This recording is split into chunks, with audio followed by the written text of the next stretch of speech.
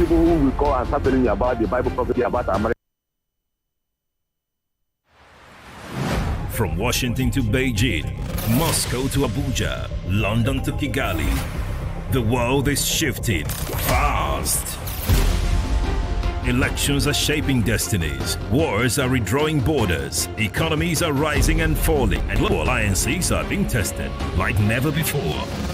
But what does it all mean for you? With a new administration and a new president in the White House trying to put an end to the war. I didn't know the historical context, what the state of Israel means for them. Join the fearless Ireti Bakare-Yusuf on Borderlines every Friday at 4 p.m. on Nigeria Info 99.3. As she dissects the biggest global events and their impact on world peace. Those who are not familiar with Israel or the war itself would not know much about the group. Breaking the silence. No spin, no propaganda, just deep insights and fearless conversations on the geopolitics shaping our world. People who will call and start telling you about the Bible prophecy about America and everything. See, America is not in the Bible. There's some people who, yes, they share the ideology of, yes, we and these people, we are equal, but they can't speak up. Borderlines on Nigeria every Friday at 4 p.m. The world is changing. Good afternoon, Lagos, Nigeria, the diaspora, Israel, England, Europe. Wherever you're listening to us from, welcome to Borderlines, the only show that takes you beyond borders. My name is Ireti Bakare-Yusuf. Right, today we're crossing borders from Nigeria, beyond Africa. We are going all the way to Yemen. Yes, Yemen. That's where we're going. There's no other show in Nigeria that takes you to Yemen, is there? I dare you, find me one. This is why we call our show Borderlines. Today, my guest is an important man. You may not have heard of him, but that's because some of you, are too busy not actually reading properly. And we tell you on Borderlines, it is always good to read because the whole point of this show is to open up your world, learn what's going on beyond the borders of our country. Right. Today, we turn to Yemen, a country long portrayed through the lens of chaos and collapse, but whose history and politics tell a different story. My guest today is the wonderful, the incredible, the super brainy, yes, Professor. He's here via Zoom, of course. I wished he was in the studio. Professor Issa Blumi. He's author and professor of global history. Welcome. Wonderful to be with you and your wonderful audience. I wish I could be with you as well in the studio. It's been a long time since I've been in Nigeria. What do you mean? You mean you've been here before? Tell me. I have. I was as a student in France. I had used to travel quite extensively throughout the Sahel regions, driving cars to sell in Niger. Oh, wow. I used to pass through Kano on occasion, but one wild trip from Benin through Lagos, experiencing the go-slow personally was quite an experience for a young man, especially the borders, and then to Calabar, and then Magadurai from Cameroon, and then Kano again. So it was a wonderful challenge as a young man to come to Nigeria in 1991. How fabulous. How absolutely fabulous. Well, in that case, welcome again to Nigeria, albeit remotely. Well, again, wonderful to have you have a chance to speak to you in your audience, and I'm looking forward to sharing a very sad but important part of our Borderlines story. Indeed. Let's start from the history of Yemen, because Yemen is the one place where when people think about it, they just think destruction. They don't think, they don't remember that there's a history. They only hear it 9 out of 10 times from the narrative of the West, the Anglo-Saxon West, and always these days from the narrative of Israel. Take us through, a quick, dirty guide to the history of Yemen, from the Ottoman to, to today, and why it is that they also have an issue with Israel, because clearly there's an issue there.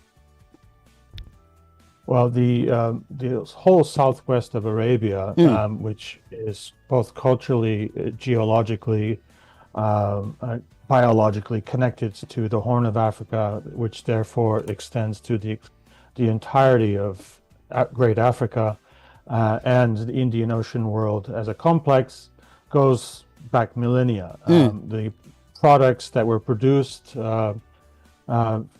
in Yemen were widely used for religious ceremonies throughout the world.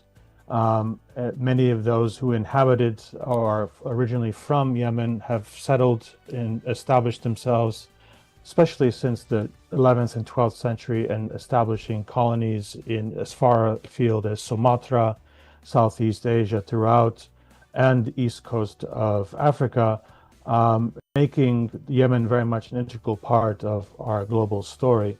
More recently, because of its important location, its vibrant economy, its personal links to the larger world by way of these diasporas. You mentioned the diaspora from Nigeria scattered throughout the world. Very similarly, Yemenis have played such a role for the story of the West Indian Ocean, the Horn of Africa, the Red Sea, and East Mediterranean.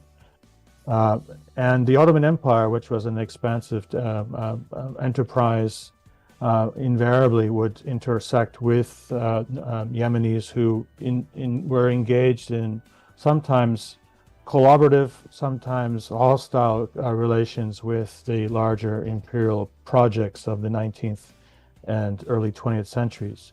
We know that the British commercial empire, the British East India Company, made initial forays only in the 1840s on the Aden port, and that extended their areas of influence, just like they did in the Persian Gulf around the same time, as well as Eastern Africa. The Ottomans would make similar forays, with Yemenis proving to be very astute, not only economic actors, but political actors. And they were able to negotiate some kind of autonomy throughout the course of the 19th and early 20th century, and is largely the reason why Yemen has become, on occasion, the focus of direct military, economic violence from those who wish to extend their areas of influence, not only in terms of economy, finance, but also cultural, social influence. And so Yemen has been proven to be a resilient kind of bastion for autonomous indigenous peoples in the larger world. And in some occasions, they even actively sought to export this esprit to neighboring countries. They were one of the only sovereign Muslim states after World War I left remaining, at least in northern Yemen, and remained hostile to the encroachments of global capitalist interests, especially by way of colonization or direct occupation by the primary agent of this enterprise in the 20th century, the Saudi state, at least in the Arabian Peninsula. And after World War II, another entry point on behalf of British American imperialism was the Zionist state that was part of the divvying up of Eastern Mediterranean by the United Nations. The two states created at the expense of Palestinian independence, where it was the Zionist state of Israel and the Hashemite state of Jordan. And the first and probably the longest enduring external solidarity expressed by people of the region were Yemenis. And so they've been paying the price ever since for, on principle, standing behind Palestinians in their struggle, while at the same time demonstrating over and over and over again a keen eye for global resistance against imperialism, against forms of what we would call neoliberalism, the exploitative nature of this political economy. And today, unfortunately, it's been over 10 plus years of the latest phase, if you will, of external efforts to subdue Yemenis and completely overwhelm their capacity to live independently from this system that we call globalization these days. Thank you. So now you all understand where Yemeni stands, the history of Yemen, etc. Now, Prof, there's the Houthis, who we hear more about, right? So people think Houthis, they only think the Houthis are the only ones that exist in Yemen. They don't realize that it's actually divided. So talk to us about the Houthis as a group and what they stand for and why they are so important indeed, how they're separate to the Yemeni government, who is somewhat more secular, I think. Go ahead. Right. Well, Yemen had this unfortunate experience with global imperial capitalism since, as I mentioned before, the 19th century. And by that very fact, very much like many parts of Africa, once brotherly communities were divided artificially by borders, by economic systems. And what, in the case of southern Arabia, it constituted the creation of two separate Yemens, a North Yemen, which was the kind of the long-term kind of hub of regional resistance to the very things that I was mentioning before, and southern Yemen, which had to deal with a very violent, many decades of anti-colonial war that resulted in 1967 the creation of a separate state, which became, interestingly enough, one of the more articulate Marxist states in the world during the Cold War. And for that reason, Yemen had been curated as two separate societies, where in fact there are much more reasons to consider these as a unified polity if they were given the opportunity to do so. And they tried to do this in 1990-91 with some suspicious motivations and calculations being made by the United States to countenance the unification of Yemen, largely due to the potential oil and gas wealth of southern Yemen. And integrating it to a much more populous northern Yemen would have allowed for the suitable exploitation of the natural resources of Yemen with a pliable political, let's say, hegemon based in Sanaa. And his name was Ali Abdullah Saleh. He was proven over and over again to be a reliable military dictator on behalf of the larger capitalist imperial enterprise. And while unification was something highly sought after by most Yemenis, the process itself was a very violent failure. Right. Largely due to the nature of the government that would harness unification under this Ali Abdullah Saleh. And one of the main hubs of resistance to this dictatorship was the areas that were along the borders with what today is Saudi Arabia and northern Yemen. And this is the origins of the so-called Houthi movement. It is a movement that has been branded a kind of militia, a cult, if you will, by outside detractors. Its propaganda, unfortunately, mobilizes this reference to a personality, the man named Houthi, and then attaches it to a much larger political movement to somehow delegitimize it. It is a much more broader coalition, however, of like-minded parties that are scattered geographically throughout the entirety of Yemen, therefore Southwest Arabia.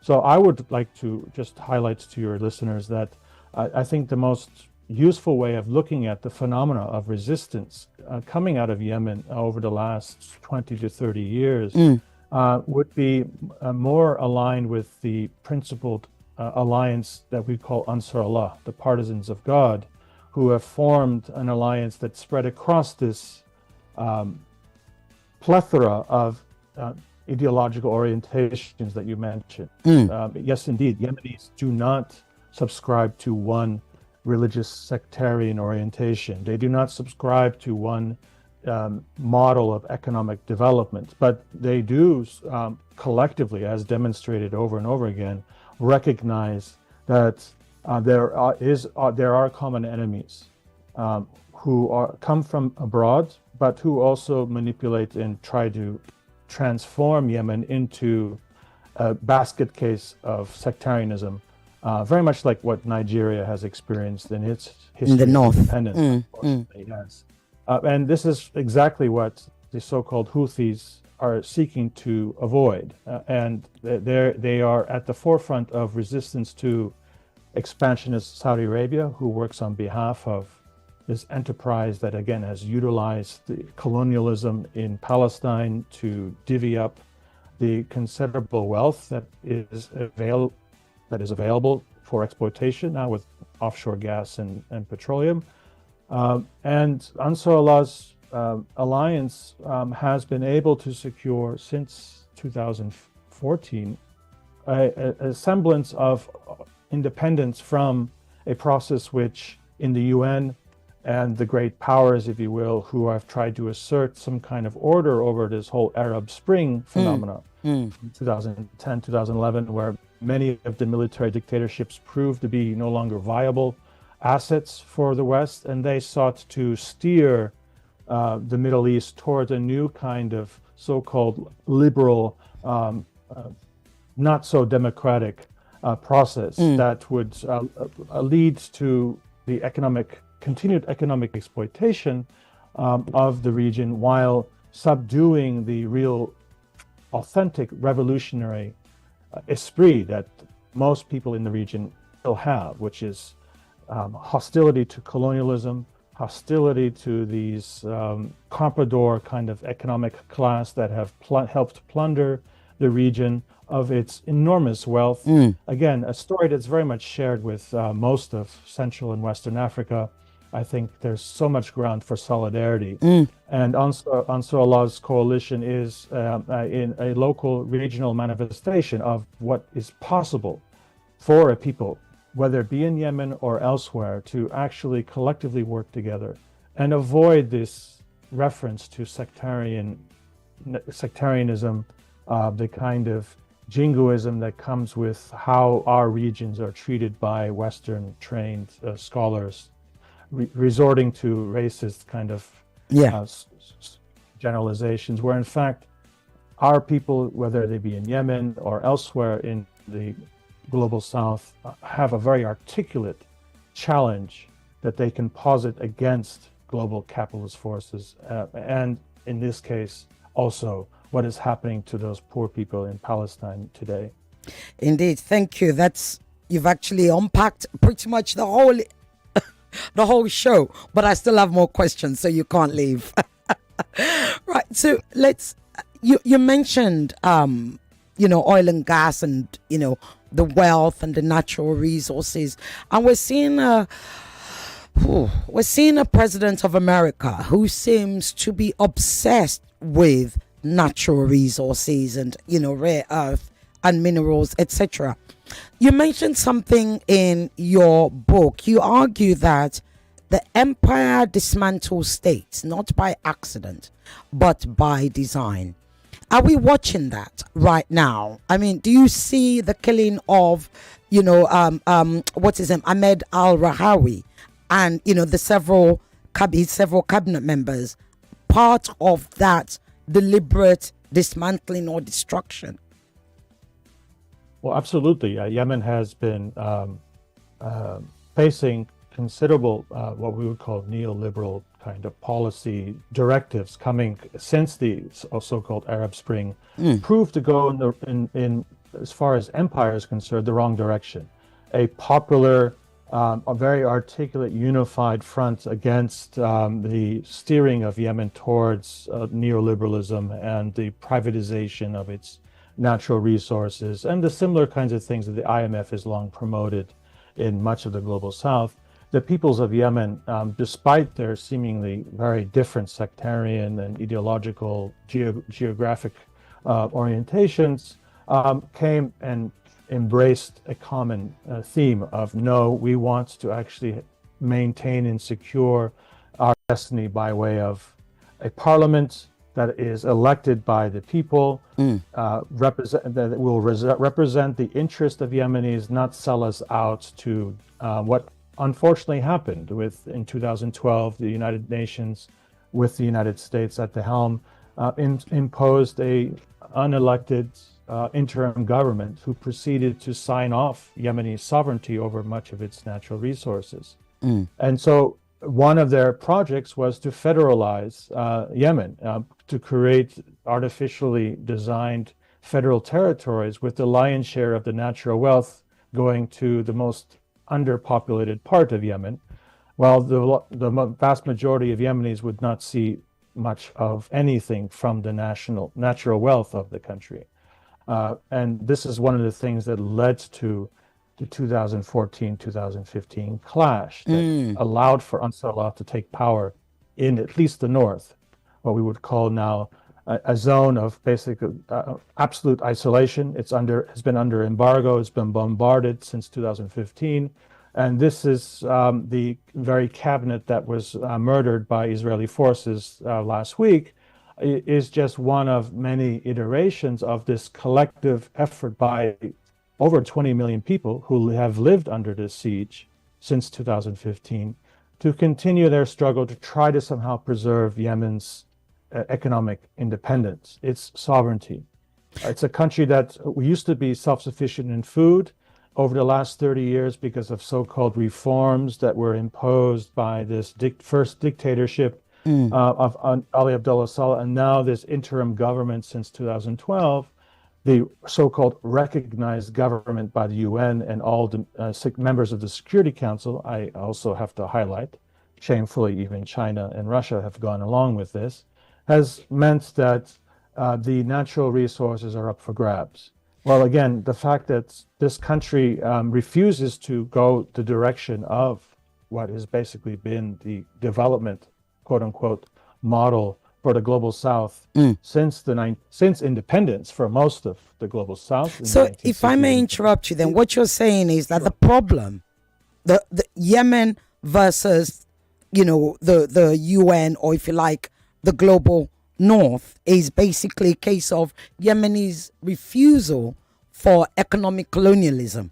They want to maintain the independence and continue to live the way they're living.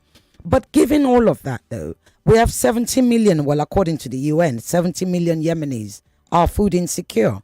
So how should we kind of reconcile that with this, need, this persistence and the courage to actually push back on the Lord called the IMF?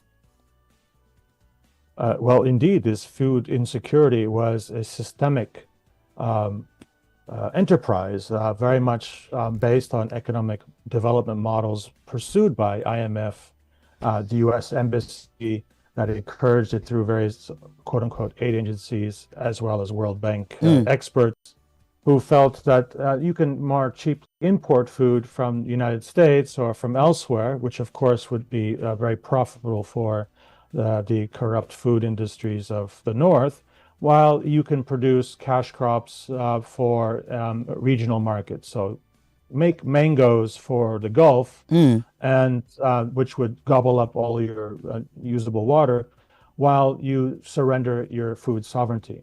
And as I mentioned before, Yemen used to feed itself. It used to be a net exporter of food, but over the course of 30 years, it became a country dependent over 90% of its food was being imported, which is a horror show for any kind of reliable, meaningful kind of governance model for a sovereign state.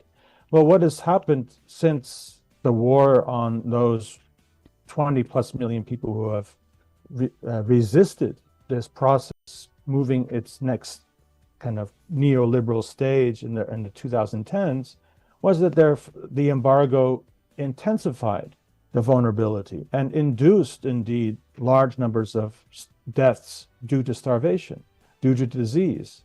And what under this, despite this period of siege, where at least 350,000 people have died, if not more, the numbers will never be allowed to circulate in any kind of accuracy by international agencies, is that despite all of this, despite not having access to the outside world without going through this embargo, Ansar Allah's government that has been governing since 2015 have returned food stability to the north. They've actually now been able to create a surplus of wheat. Wow. They just declared. Which we don't hear about. We don't hear about this. This demonstrates that indigenous peoples who have for millennia fed themselves can do it again, even under conditions of war. And if just the people of the global south would be left alone and allowed to do these things on their own terms, at their own speed, without these interventions by the bullies who represent the interest of WTO and great corporations based in London or New York, more examples of self-sufficiency, of the reaccumulation of social sovereign wealth is possible. So Ansar Allah's struggle against this global coalition led and directed by the United States, by the UK, using their proxies, the Emirates, the Qataris, the Saudis, the Israelis, if they can, despite all of this, still somehow develop a system that returns northern Yemen into, let's say, independence in terms of feeding itself, that's an especially dangerous model moving forward. And so the very fact that they've been able to not only feed itself, but actually start producing the kinds of weaponry, the ballistic missiles that actually reach Israel now, and that actually enforce somehow economic pressure on a country that is committing genocide, which, by the way, is a requirement of all sovereign states, according to the Geneva Convention. Every sovereign state is required to intervene to stop genocide when it's taking place. Now, we know with Eastern Congo, we know with many parts of the Horn of Africa, and many other parts of the world, that this post-World War II decree that any sovereign state has certain sets of responsibilities has never been applied, unless it's used to justify the expansion of the power interest of New York, London, etc. But the very fact that now Yemen, the only country in the world that's doing this, has actually intervened and brought at least Israel's southern port, Eilat, to bankruptcy, has actually forced the United States to enter into a war with Yemen in order to try to reverse the remarkable consequences of just a small country like Yemen, impoverished, surrounded by embargo for 10 plus years, able to stop maritime traffic with, at least through the Red Sea, with Israel, is again yet another model of resilience, of indigenous determination to actually right wrongs. Indeed. And I mean, that should be key for our audience in Nigeria. I'm not promoting anything, but well, it does speak to a particular courage. It speaks to a boldness. It speaks to a fearlessness, indeed, when we continue to look at how Israel's genocide in Gaza has shaped and reshaped the world, if you like, in a way that nobody would have ever envisaged, 2 years ago. Gosh, Yemen, the Houthis in particular, you look all over social media, people continue to praise them for their boldness, for their courage, for standing up for Palestine. But indeed, Yemen has paid the price and continues to pay the price. With regards to what's going on in the Red Sea, given the fact that this is, yes, they're feeding themselves, but this is still a country that, is still growing, still developing.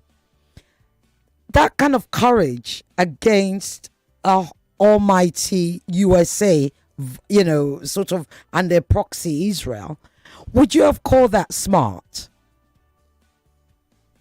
Well, again, for people who are by the millions every Friday going out in public defiance, of the dictates that the powerful in the world have constantly thrown at them, that you must behave, you must capitulate, you must fold back into subservience. The very fact that they continuously rise up gives a certain kind of continence. It gives them some sense of identity. It reassures that there is actually right and wrong in this world. It reaffirms their religious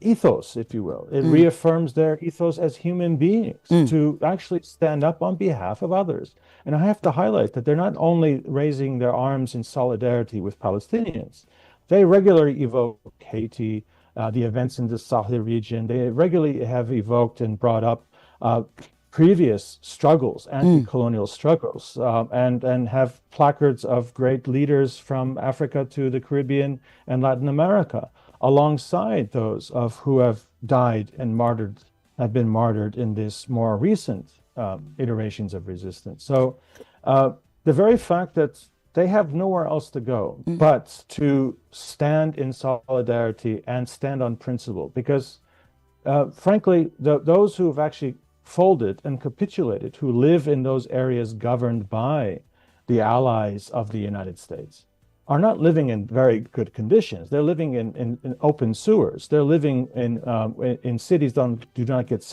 electricity. And I'm speaking now of what we call southern Yemen, right? The areas that have since 2015 been entirely governed by these proxies with American British assistance. They haven't seen any benefits. And that echoes very clearly across the global south, I think. They said there is actually no benefits for living in subservience to the masters, if you will, in New York or in London. But there is actually, if nothing else, a collective dignity that comes from being resilient. And you know what? They actually can feed themselves now. And you know what? They've actually built weapons that forced the American president, Donald Trump, to capitulate himself and ask for a ceasefire when arrogantly they thought they could just bombard a bunch of savage people who live in, with sandals on their feet and don't have running water. And boy, was that a different conclusion they came after their aircraft carriers were hit by these so-called backward medieval people. And that's something that, again, is a very powerful, I'd say, at the expense of having nothing else. This is something far superior in terms of a collective, reward, if you will. There's a sense of dignity that comes with standing up for what is right. And Indeed. for those who know this is what they're doing by remaining silent, or who actually are involved in trying to subordinate on behalf of empire those who are resisting, they internally know very well that this is wrong what they are doing. And that is not a very pleasant position to be in, especially when they realize that there are no economic rewards either for their capitulation, for their enslavement by this system that they have to serve at the expense of their brothers and sisters on the other side of this line. George Galloway calls the Houthis the heroes of hero. I'm going to put you on the spot now, Prof. Would I get access to interview the head of the Houthis? Would I be received? Well, we know that there was a whole delegation that was brought earlier this year. Of course, the airport is now shut once again. And it's virtually impossible to fly into northern Yemen unless you're on a UN chartered plane. But because of Israeli actions, that is no longer possible either. Now, in terms of getting a radio interview, there may be means to get contact with them, but they are regularly reaching out, trying to get international attention. So I'm pretty sure, considering your large audience, that they would want so desperately to have a conversation with the people of Nigeria, with the people in the larger region, especially the diaspora, And unfortunately, I have never been able to breach that significant barrier. But there are others who have been invited, who are much bigger, let's say, social media personalities, who have indeed been recently invited to come to North Yemen. So there is a system of outreach that you and your team should be able to tap into. We can leverage into. Yes, indeed. So let's. Again, I'm going to put you on the spot as a global historian, and given everything you've said right now, I often say, and please correct me if I'm wrong, that capitalism is the toxicity of colonialism, or the toxic baby of colonialism. However, others would say to me, but we need capitalism for the world to go on. Don't you need money? Everybody needs money. Talk to us about why capitalism is the problem. Perhaps I just don't have the language to actually speak it well enough. Why is capitalism a problem, and actually the seed of what we're seeing in Gaza, given Trump's plan, Gaza Riviera, how Israel continues to get protected, and indeed the whole Middle East region, and why the Arab countries are so quiet, or should I say, so impotent about, protecting Gaza or standing up for the Palestinians. I'm going to give you 2 minutes because we're running out of time. Go on. It's more finance capitalism. The peoples of the global south have, for thousands of years, traded with each other on systems of shared legal foundations based on trust. You didn't lie and cheat people that you wanted to trade with.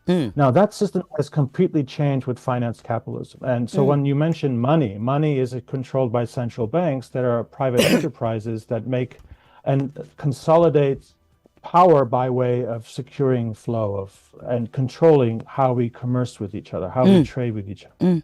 That can be reversed, however, because, again, for thousands of years, we in the larger world have been successful in building technologically advanced, complex, beautiful cultures with also self-sustaining societies. But that will have to be, unfortunately, as demonstrated, challenged not only at the intellectual level. You can't just send each other Twitter messages. We actually have to stand up like those principled people in northern Yemen.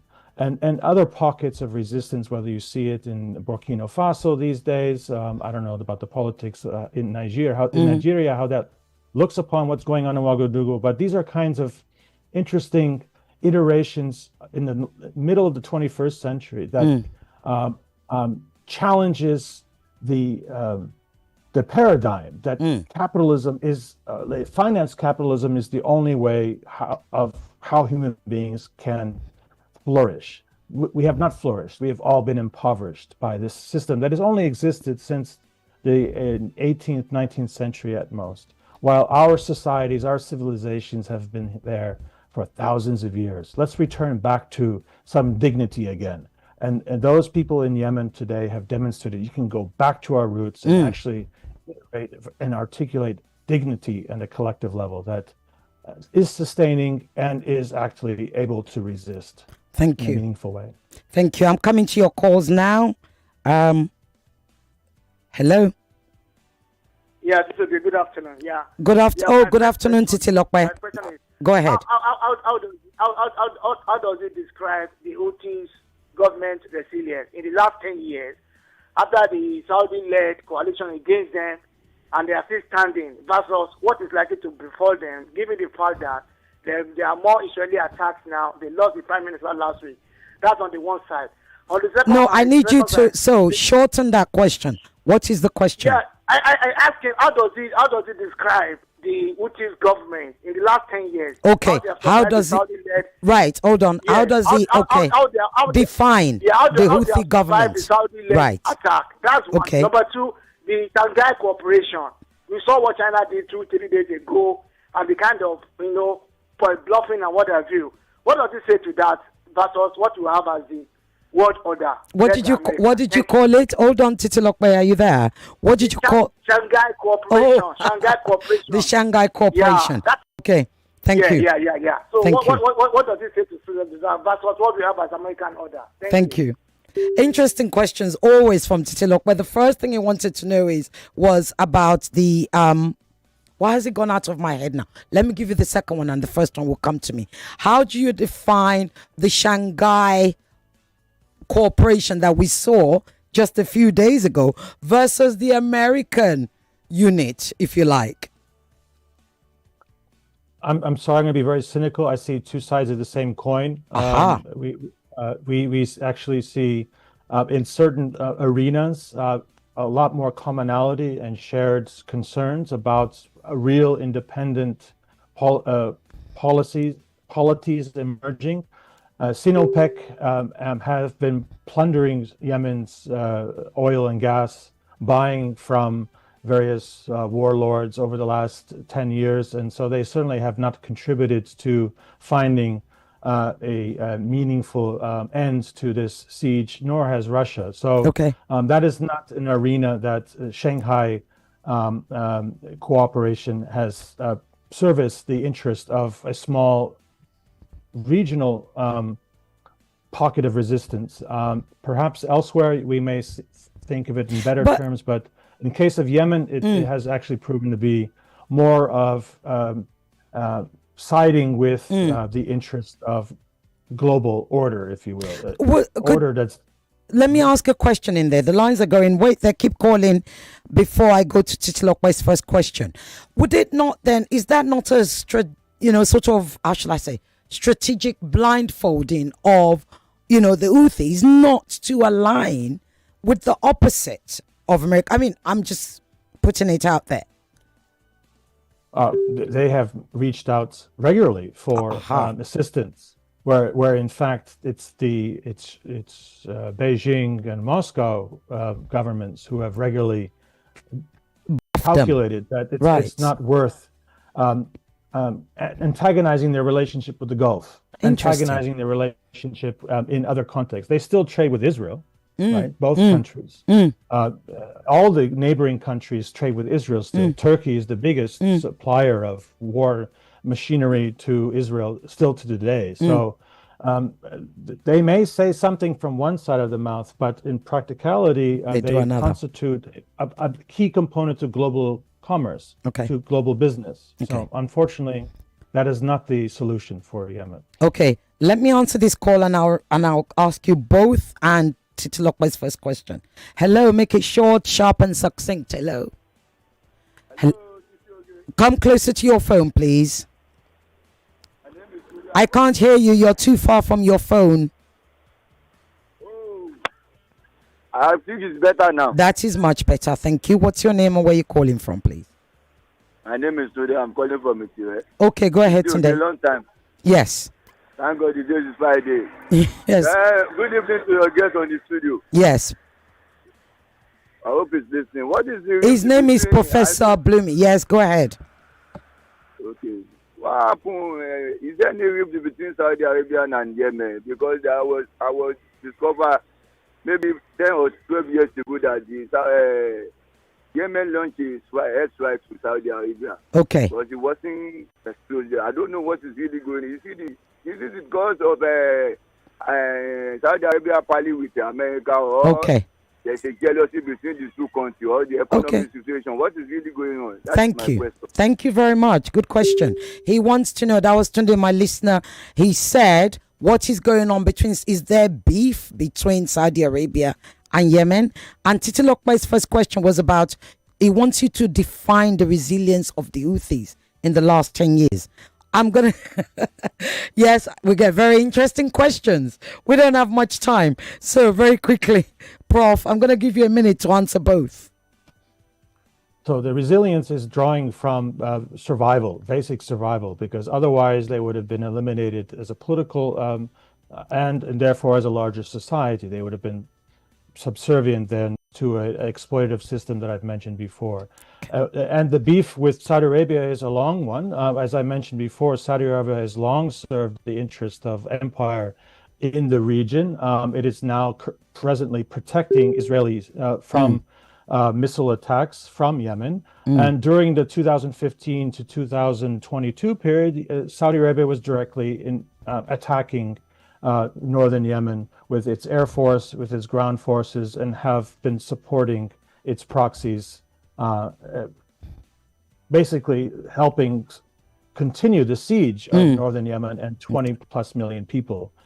So there is actually a very principled, rational reason for northern Yemenis to resist an attack when necessary Saudi Arabia. Saudi Arabia is very fortunate that it has not been the focus of Yemeni outrage over the last 4 or 5 years. It's been directed towards Israel. If those same energies were directed towards Saudi Arabia or UAE or Qatar, one or all of those governments would have collapsed. Thank you. Right, you can call us. Sorry, I couldn't pick up. I didn't want to interrupt Prof. He was answering the question, so you can call now.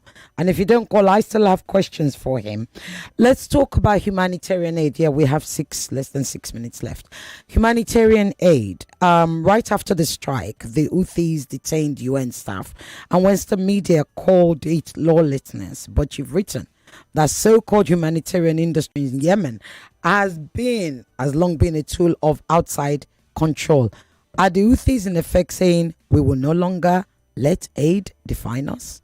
As indeed a lot of the people, citizens from the global south, has been saying.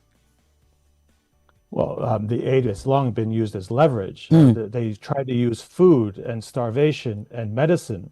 We will withhold these crucial components to sustaining a society until you capitulate. And they said, well, we're not going to capitulate, and you can then we can negotiate on those terms. Unfortunately for the United Nations, that has still been allowed to function because there are no other means of communication with the outside world. They are staffed by Yemenis and others who do regularly been proven to provide intelligence for Saudi, American, Israeli intelligence agencies. So that's actually a very deadly concern, because that's how people know in Israel where important people are currently meeting. So it's very easy to point a camera, take a picture, and then you have your coordinates, and then you can drop a bomb and wipe out the entire cabinet of the Yemeni government. And this has been a regular problem in all war zones these days with drones and all that, but certainly in a place like Yemen, unfortunately, there are plenty of people who are willing for a couple of dollars spy on their and share information about where people are located, and this has deadly consequences. Indeed. Right. Like I said, you can call, but I've still got questions for Prof, and I will use up the time happily. I knew it. They will call. They are my co-hosts, by the way, Prof. They will always call. Hello. Yeah, sorry, 2018, 2019, there was an attack by Saudi-led coalition that killed 3 children in Yemen, and there were outcry about war crimes commissioned by Saudi Arabia, but international hypocrisy subdued that. I want you to talk about that. Those 3 children that were killed. Okay. In Yemen. Thank you. DJ, I take it you heard that. Would you like to say something about it? 30 seconds or so. The list is very long of rather egregious cases of mass murder, including the bombing of buses which are filled with children. And it's basically an impossible task to take any of these criminals to court. As we can see with currently with Netanyahu and the government in Israel, there are always ways for empire to intervene. In the case of Saudi Arabia, they were even sitting on the board of the UN and were able to determine the agenda of the Human Rights Committee. So that's yet again very difficult to expect the criminals to incriminate themselves. Okay. Let me ask my question. I know they're all calling now. All the lines are alive. Right. So you've written that Yemen is not a failed state, but a central battleground for global capitalism. Yet, when the media reduces Yemen to the poorest Arab country, what do we lose? And what happens when we start seeing Yemen, as you describe in your book, a central to empire story, not the peripheral? You have a minute. 1 minute. Again, it accounts for and explains the resilience of a people who are not impoverished, who are not desperate to the point of begging. They are not begging. They're not asking for anything, just to leave us alone. And the very fact that so much power and so much energy has been focused on subjugating these people violently, and more importantly, silencing the story. The story is not circulating in the same way that we see the very visual bombardment of Gaza, which I think is also, there's a rationale behind that is rather disturbing, attuning us and cultivating us for future Gazas elsewhere, not only in the region, but in the larger world. But Yemen there's been a lot of energy put in silencing the story of Yemen. And that says a lot about the significance of this struggle that's taking place in that part of the world. Thank you. Well, it's because of that silencing. That's why we must have you back. Because what we do on Borderlines is to open up the world to the global south, especially. Professor Issa Blumi, author and professor of global history. Thank you so much for being on Borderlines. We enjoyed it a lot, actually. It's been an honor. Thank you very much. It's been an honor. Thank you. We're going to be inviting you back, so get ready for the invitation. More news and information coming up. We'll be back in a moment. 99.3 Nigeria Info. We are more than just radio. Subscribe to our YouTube channel at Nigeria Info FM. Check us out on Facebook at Nigeria Info 99.3. Follow us on Twitter at Nigeria Info FM and on Instagram at Nigeria Info FM Lagos for live updates as it happens. 99.3